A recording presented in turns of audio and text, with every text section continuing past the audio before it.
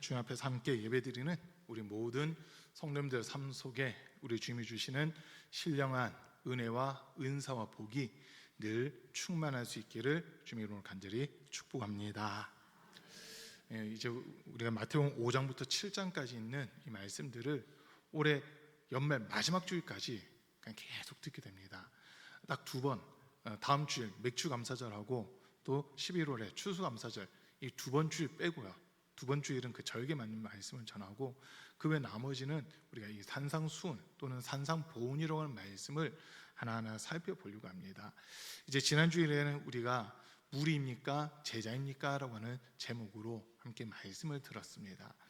이 마태복음 5장부터 7장에 있는 말씀들은 예수님의 제자들에게 주시는 말씀이다라고 한 것을 지난주 이렇게 말씀드렸습니다. 이제 오늘부터 약 8주 동안은 우리가 흔히 말하는 팔복에 대한 말씀들을 하나하나 들으려고 합니다. 이때는 이제 이 복에 대해서 좀 더 구체적으로 말씀을 전하려고 이 부분은 제가 한 주에 한 절을 가지고 이렇게 말씀을 전할 거고 13절부터는 이제 그 큰 주제들 가지고 다시 말씀을 전하게 되는데요. 이제 오늘 우리가 읽은 말씀 중에 3절 말씀을 다시 다 같이 한번 읽겠습니다. 3절입니다. 시작. 심령이 가난한 자는 복이 있나니 천국이 그들의 것임이요. 아멘. 이 말씀과 병행구가 누가복음 6장 20절부터 또 기록이 되어 있는데요. 누가복음과 마태복음이 조금 차이가 있습니다. 차이가 있어요. 어떤 차이가 있냐면 누가복음에는 가난한 자는 복이 있나니 천국이 그들의 것입니다 라고 되어 있고 마태복음에서는 심령이 가난한 자는 복이 있나니 라고 이렇게 되어 있습니다. 지금 6장 20절 중간에 보시면 너희 가난한 자는 복이 있나니 하나님의 나라가 너희 것이미요 라고 이렇게 표현되어 있거든요. 지금 누가복음에서 이렇게 표현했던 이유, 또 21절도 한번 띄워주실래요? 21절도 띄워주시면 누가복음 6장 21절도 보면 지금 줄인 자는 복이 있나니 라고 하는 이 말씀이 되어 있어요. 지금 이 누가복음 6장 20절과 21절만 놓고 보면 이 누가복음을 읽는 독자들 또는 누가복음의 그 공동체는 경제적으로 아주 가난한 그런 위치에 있는 사람들이었다고 하는 것을 볼 수 있거든요. 그런 반면 마태복음을 읽는 공동체는 상당히 좀 부유한 사람들이 많이 있었던 그런 공동체입니다. 그러다 보니까 대놓고 가난한 사람이 복이 있다 이렇게 하면은 나는 부자인데 그럼 나는 복이 없는 거야? 이렇게 오해를 하는 이런 모습들이 생긴다는 거죠. 그러다 보니까 예수님께서 하신 말씀인데 이 공동체의 특징에 따라서 아주 가난한 공동체를 향해서는 지금 가난한 너희는 복이 있다 이렇게 이야기하고 부유한 자들을 향해서는 부유한 자들이 있는 이 공동체에 의해서는 심령이 가난한 자는이라고 하는 이런 표현을 쓰고 있습니다. 이거 지금 마태복음과 누가복음의 차이가 이렇게 나오고 있는데 뭐 비슷한 비유가 한 가지 또 있잖아요. 우리가 흔히 알고 있는 마태복음 25장에 나오는 달란트 비유라고 하는 거. 달란트라고 하는 이 화폐 단위는 어마어마하게 큰 규모입니다. 한 달란트만 하더라도 6천 데나리온, 노동자가 6천일 동안 일해야 벌 수 있는 돈이거든요. 6천일이라고 하면 그냥 안식일 같은 거 이렇게 빼고 뭐 공휴일 같은 거 법정 공휴일 이런 거 빼고 이렇게 따지면은 약 20년 동안 일해서 벌 수 있는 돈이 이 한 달란트입니다. 그런 반면 이 비슷한 내용을 가지고 누가복음에서는 문화의 비유를 사용하고 있어요. 문화는 한 데나리온하고 같은 그 가치라고 보시면 되거든요. 노동자의 하루 품삯 이렇게 보시면 돼요. 그러니까 이 화폐 단위가 엄청나게 차이가 있다고 하는 것은 누가복음을 읽는 공동체는 상당히 사회적으로 가난하고 실질적으로 가난했던 사람들만 있었다는 거고 마태복음을 읽는 공동체에는 상당히 부자들이 많이 있었다라고 하는 거. 이건 우리가 좀 볼 수가 있습니다. 가난하다라고 할 때 여러분 어떤 게 가난한 걸까요? 가난하다. 성경에서 말하는 가난한 사람들이 있거든요. 가난한 사람, 부류의 사람들이 있어요. 경제권이 없는 사람들을 나타내거든요. 가진 게 없는 사람들, 경제권이 없는 사람들을 가리켜서 가난하다고 하는 그런 표현을 쓰는데 성경에서는 크게 보면 세 부류의 사람들이 경제권이 없는 가난한 사람들로 이렇게 인정되고 있어요. 고아, 과부, 나그네 된 사람들. 이 사람들은 경제권이 없고 소득이 없는 사람들이거든요. 누군가가 도와줘야지만 살아갈 수 있는 그런 사람들이다라고 한 거예요. 그래서 지금 이제 오늘 말씀에서 보면 그냥 가난한 사람이 아니라 심령이 가난한 사람은이라고 이렇게 표현하고 있습니다. 그 심령이라는 이 단어를 이제 헬라어의 단어에서 쭉 찾아보니까 푸뉴마티라고 하는 단어를 쓰고 있거든요. 푸뉴마티. 푸뉴마 혹시 들어보셨나요? 네, 들어보셨을 거예요. 이제 이게 푸뉴마라는 단어가 숨, 호흡, 영, 바람, 생기 이런 의미를 가지고 있는 단어거든요. 그런데 지금 심령이 가난한 자라고 할 때 이 심령이라는 단어를 푸뉴마티라고 해서 영적으로 영혼이 가난한 사람 이렇게 지금 나타내고 있습니다. 우리가 뭔가를 많이 가지면은 돈이 됐든 명예가 됐든 권력이 됐든 지식이 됐든 어떤 힘이 됐든 뭔가를 우리가 가지고 있을 때 여러분 마음은 어떠세요? 든든하지 않으세요? 뭔가 내가 하나라도 믿을 것이 있고 뭔가 의지할 것이 있다고 할 때는 마음속에 든든함이 자리 잡고 있을 거예요. 그런데 우리가 여기서 한 가지 오해하는 게 있습니다.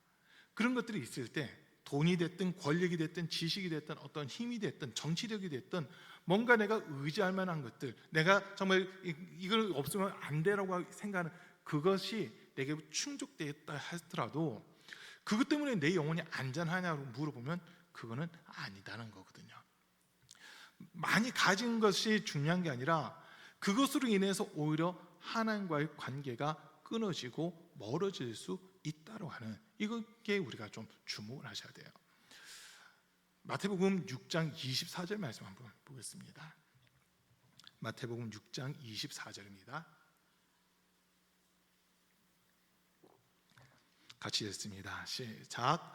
한 사람이 두 주인을 섬기지 못할 것이니 혹 이를 미워하고 저를 사랑하거나 혹 이를 중히 여기고 저를 경히 여김이라. 너희가 하나님과 재물을 겸하여 섬기지 못하느니라.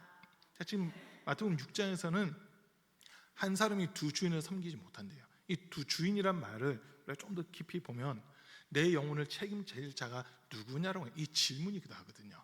하나님이 내 영혼을 책임져 주실 거냐, 물질이 내 영혼을 책임질 거냐라고 하는 이런 부분입니다.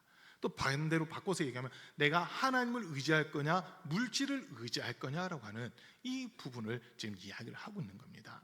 이 부분 말씀과 관련해서 이제 누가복음 12장 16절 이후에 있는 말씀을 보면 예수님께서 한 비유를 말씀하세요.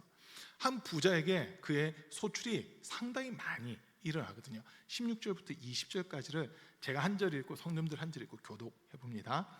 또 비유로 그들에게 말하여 이르시되 한 부자가 그 밭에 소출이 풍성하매 계속 좀 띄워주세요. 17절요.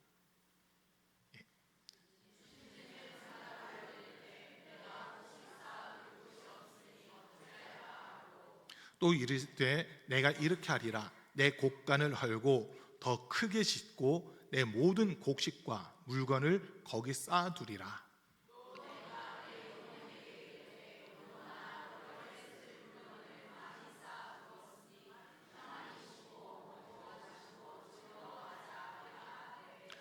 하나님은 이르시되 어리석은 자여 오늘 밤에 내 영혼을 도로 찾으리니 그러면 내 준비한 것이 누구의 것이 되겠느냐 하셨으니. 자, 지금 이 읽은 말씀에서 보죠. 이 부자가 그해 농사를 지었는데 소출이 많아요. 근데 이미 곡간은 꽉 찼어요. 더 이상 들어갈 공간이 없어요. 그러다 보니까 이 곡식들이 꽉 차 있는 이 모습을 보면서 자기 영혼에게 하는 이야기가 내 영혼아 안심하라, 평안하라라고 하는 지금 이런 이야기를 하고 있거든요. 여러분, 곡식이 많고 재물이 많고 뭔가 이렇게 부귀영화라고 하는 것을 가졌다고 해서 내 영혼이 정말 평안하고 안심할 수 있느냐라고 하는 이 질문을 하게 되는 겁니다. 여러분 어떠세요? 뭔가 많이 가지고 있으면 내 영혼이 안전하고 내 영혼이 평안하고 내 영혼이 정말 쉼을 얻을 수 있다고 생각하십니까?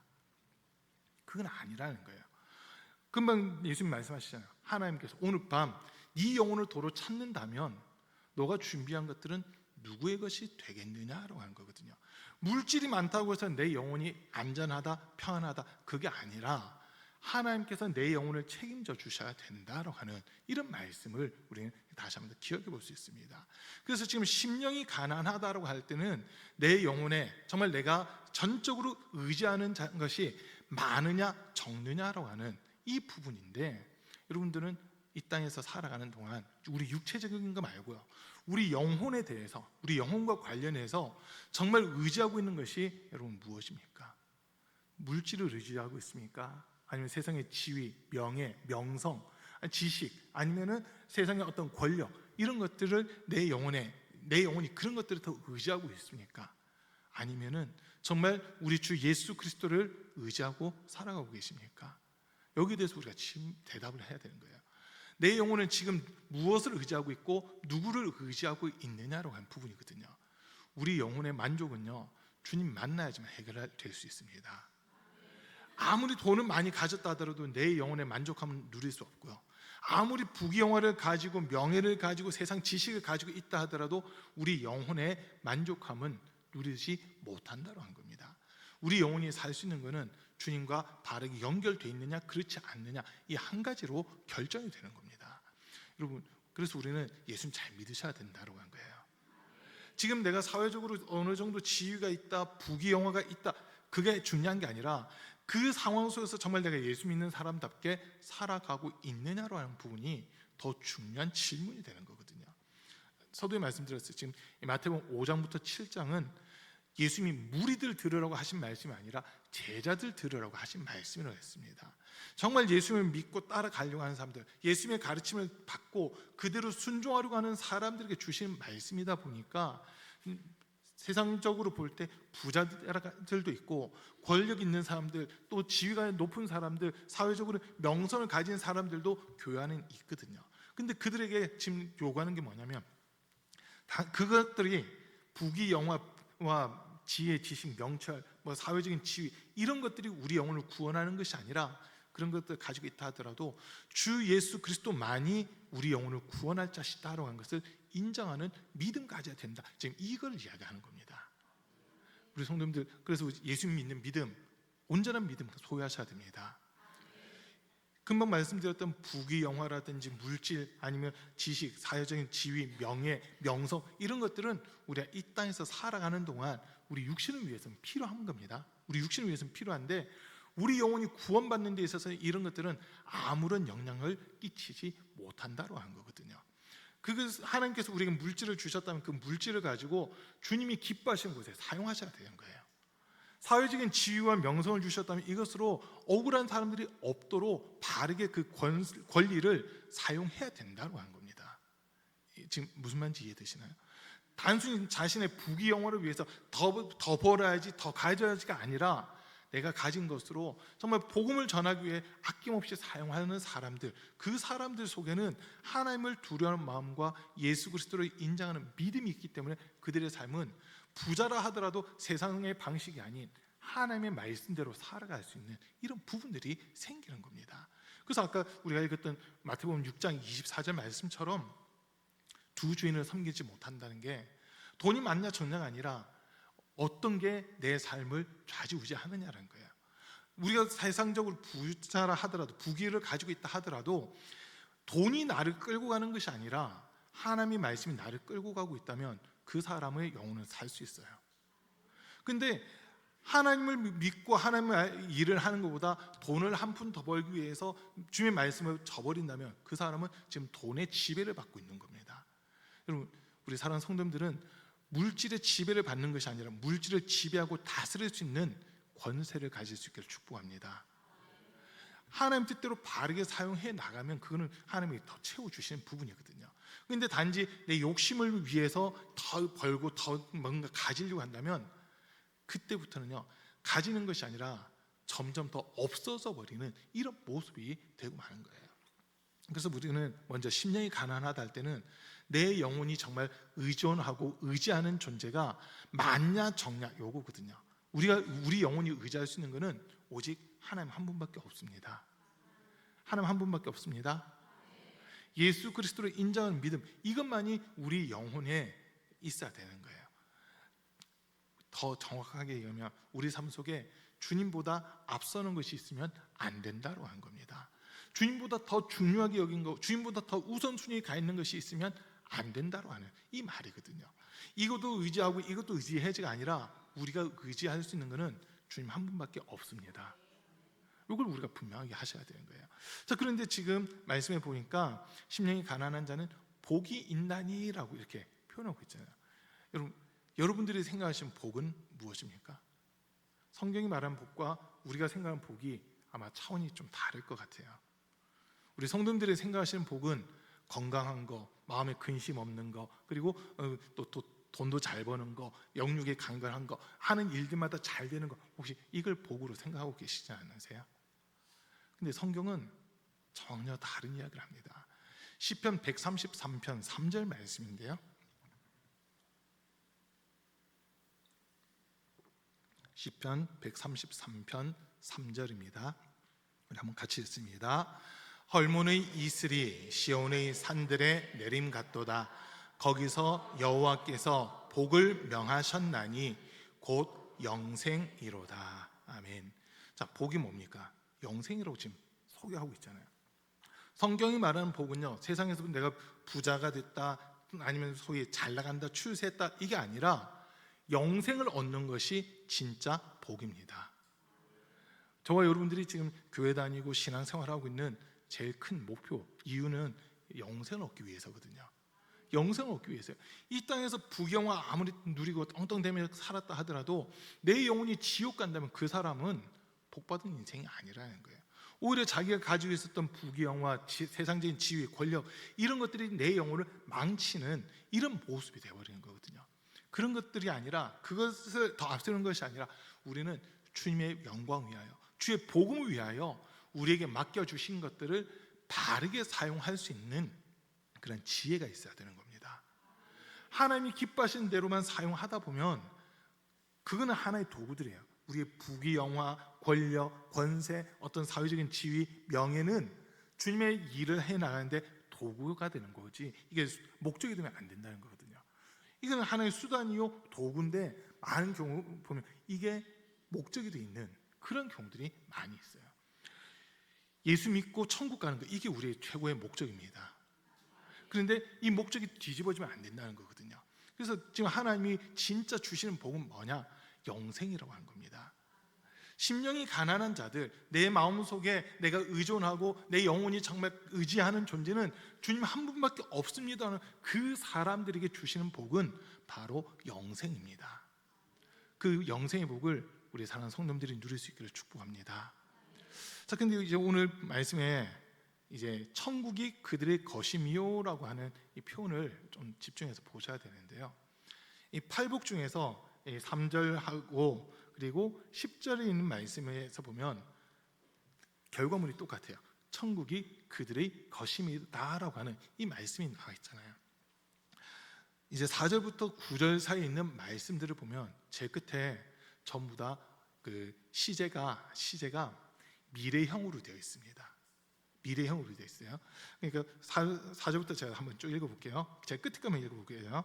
그들이 위로를 받을 것이며 그들이 땅을 기업으로 받을 것이며 그들이 배부를 것이며 그들이 긍휼히 여김을 받을 것이며 그들이 하나님을 볼 것이며 그들이 하나님의 아들이라 일컬음을 받을 것임이요라고 하면서 뭐뭐 할 것임이다라고 하는 이런 표현들이 되어 있잖아요. 전부 다 미래형이에요. 전부 다 미래형입니다.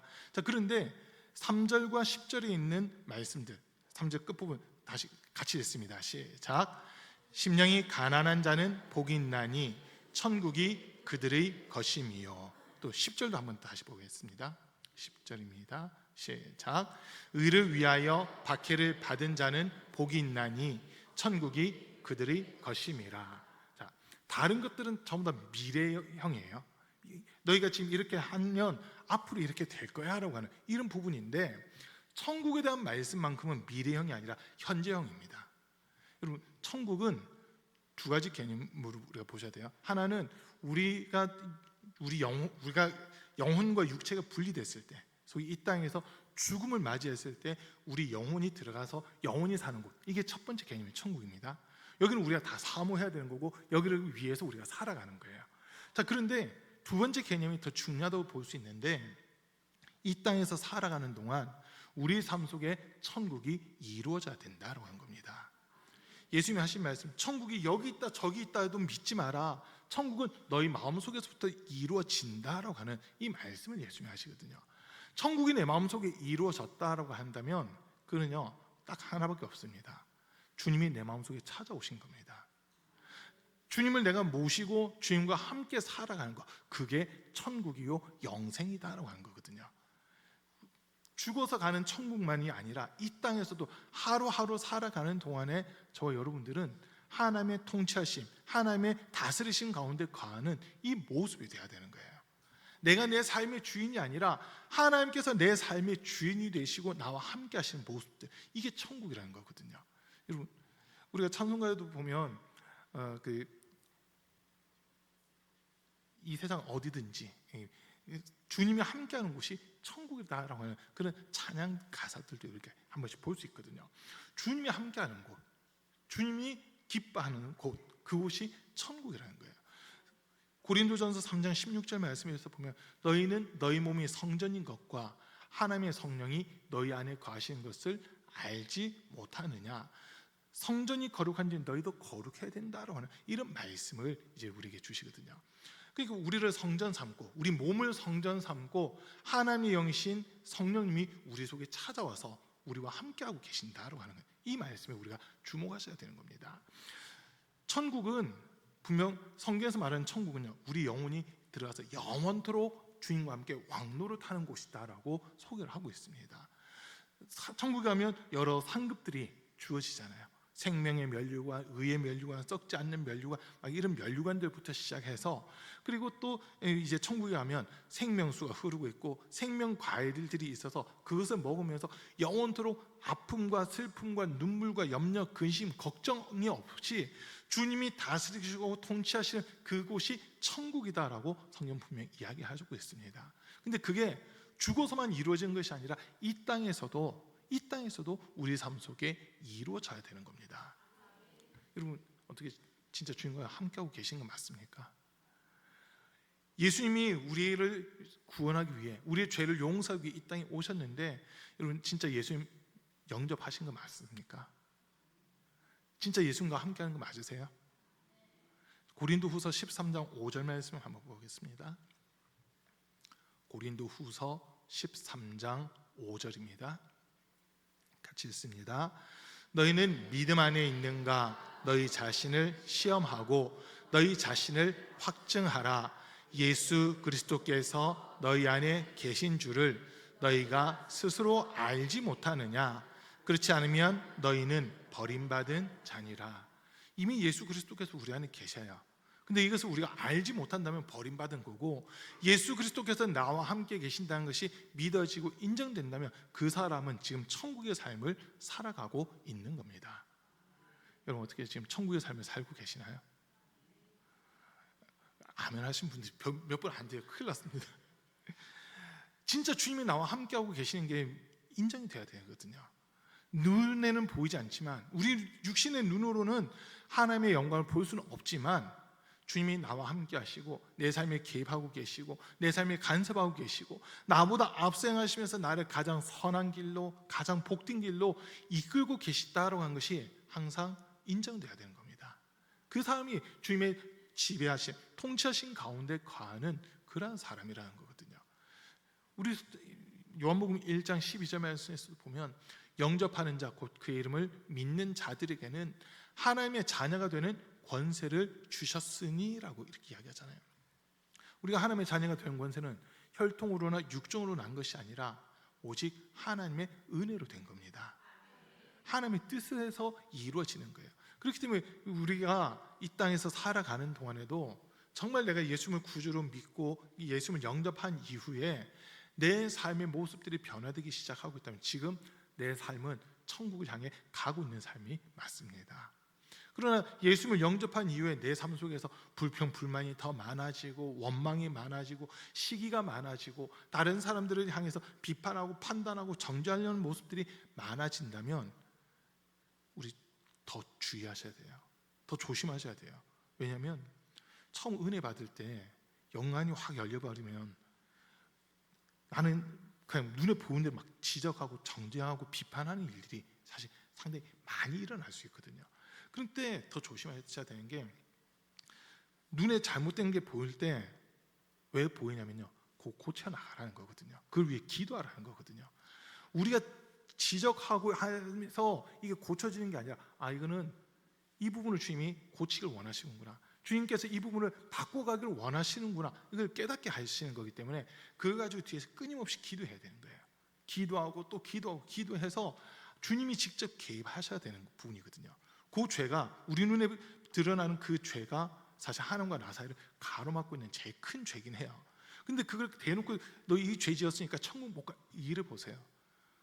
심판하신 분은 주님이신데 우리가 심판자가 돼버린다니까요. 그러면 안 되고, 우리는 그게 보일 때 오히려 기도해야 돼요. 하나님, 이거 깨닫게 해주세요. 이 죄에서 돌아설 수 있게 해주세요. 주님은 이 죄를 용서하기 위해 십자가에서 고난 받으셨는데 이게 죄인지조차 깨닫지 못하고 있으니 깨달을 수 있는 은혜를 주십시오 하면서 끊임없이 뒤에서 기도해야 돼요. 비판 정죄가 아니라 오히려 기도하는 자리로 가야 되는 거거든요. 그렇게 하면 할 때 주님이 일을 하시는 겁니다.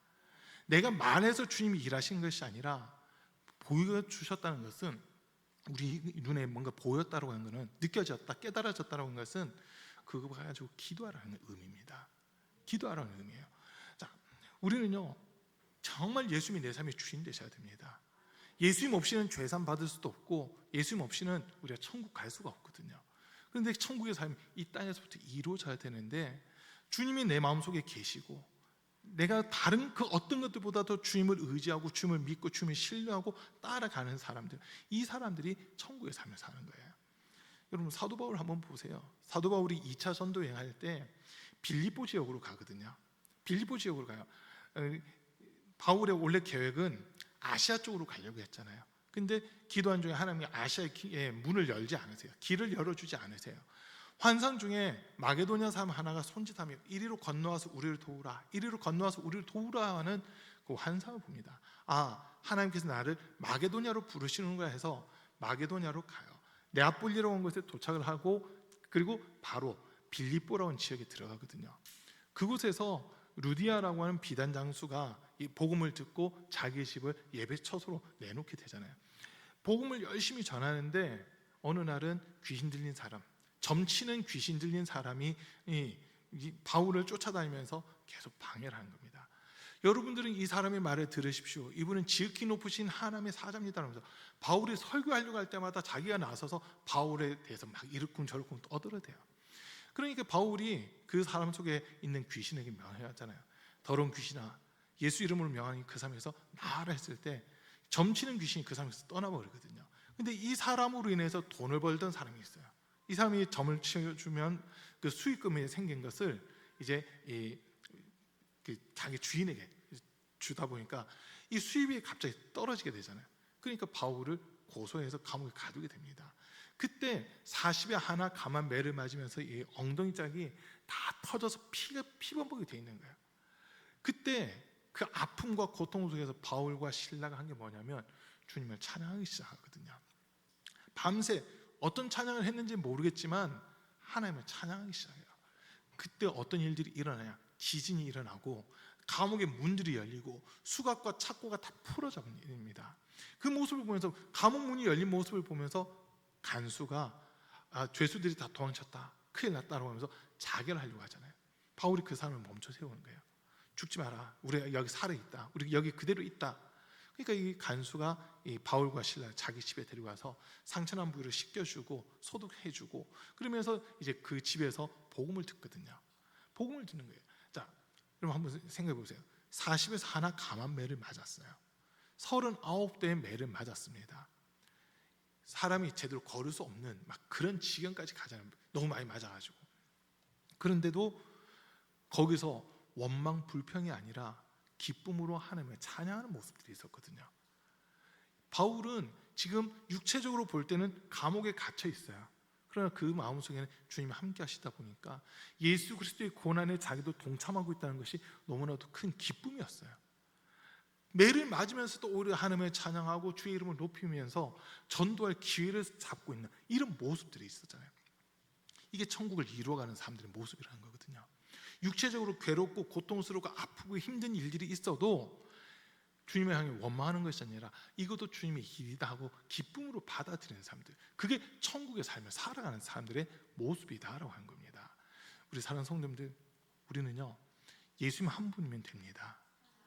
시편 23편 1절 말씀처럼 여호와는 나의 목자시니 내가 부족함이 없으리로다. 이 고백 우리가 많이 하는데 여러분, 이 고백 진짜 인정되세요? 주님 한 분이면 만족하십니까? 주님 한 분이면 진짜 충분하세요? 그 사람은 이미 천국의 삶을 살고 있는 겁니다. 나 주님이 아니라 난 돈이 필요한데, 난 세상적인 명예가 필요한데, 부귀영화가 필요한데 하는 사람은 그 마음속에 주님이 아닌 다른 것들을 의지하고자 하는 마음이 더 큰 사람이라는 거거든요. 진짜 구원받는 사람은 그런 것이 아니라 주님 의지하는 사람, 주님을 위해서 내가 가진 모든 것들을 사용하려고 결단하고 몸부림치는 사람들, 그 사람들이 심령이 가난한 사람들입니다. 주님의 손에 붙들림 받고 주님과 함께하는 그 사람들이 영생의 삶을 살아가는 겁니다.